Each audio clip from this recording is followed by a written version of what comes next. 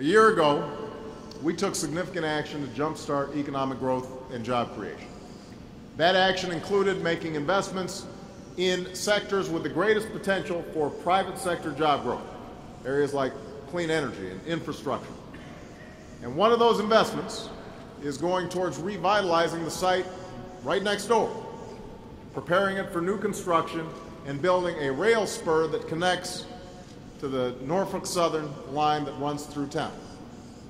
So as a result of this investment, V&M Star's parent company decided to invest $650 million of its own money,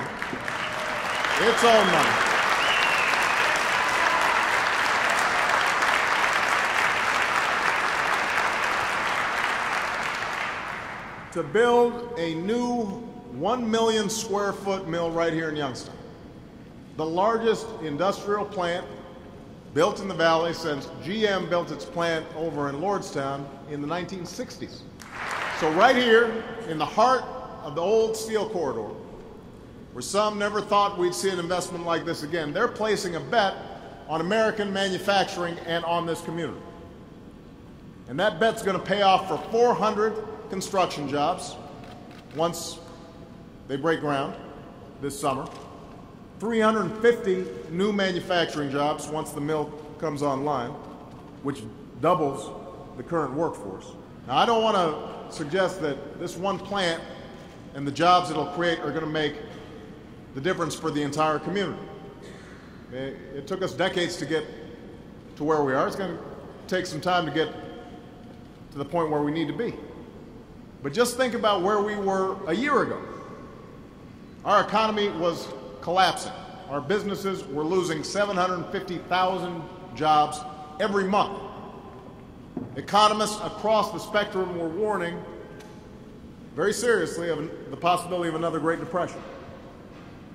And all of this was on top of one of the toughest decades for America's middle class that we've ever seen. So we had to make a choice. We could sit back, do nothing, make a bunch of excuses, play politics, and watch America's decline, or we could stand up and fight for our future.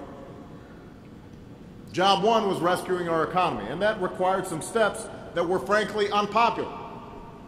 Steps like stabilizing a financial system that was on the brink of collapse, and intervening in an auto industry that was on the brink of extinction. I knew those steps would be unpopular, but I think it's fair to say, any fair-minded person would say, that if we hadn't acted, more people in the Valley, more people in Ohio, more people across America would be out of work today. And I can just give you a very concrete example. The GM plant over in Lordstown would not be there because GM would have liquidated. Instead, GM's paying back its debts, turned a profit for the first time in 3 years, and a third shift is about to come back to work in Lordstown, putting that plant at maximum capacity. Today, my administration is announcing a landmark agreement to help dozens of communities like Youngstown revitalize and redevelop old shuttered GM facilities, preparing them for new industries and new jobs and new opportunity. These steps were the right thing to do. And it was the right thing to do to give tax relief to small businesses and working families right in the middle of this enormous recession. 4.5 million working families in Ohio alone got tax breaks. It was the right thing to do to give loans to small businesses to keep their doors open. More than 2,400 right here in Ohio got small business loans because of the Recovery Act, because of the work that these guys did.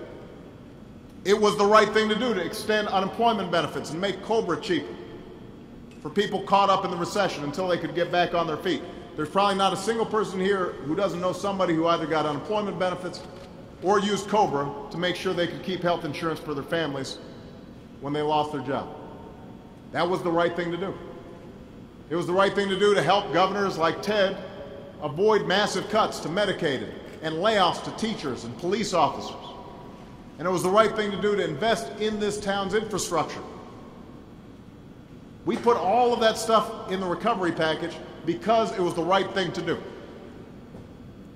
Now, we've got a long way to go before this recovery is felt in the lives of our neighbors and in all the communities that have lost so much ground in this recession and in years before. But despite that sobering reality, despite all the naysayers in Washington, who are always looking for the cloud in every silver lining, the fact is our economy is growing again. Last month we gained 290,000 jobs.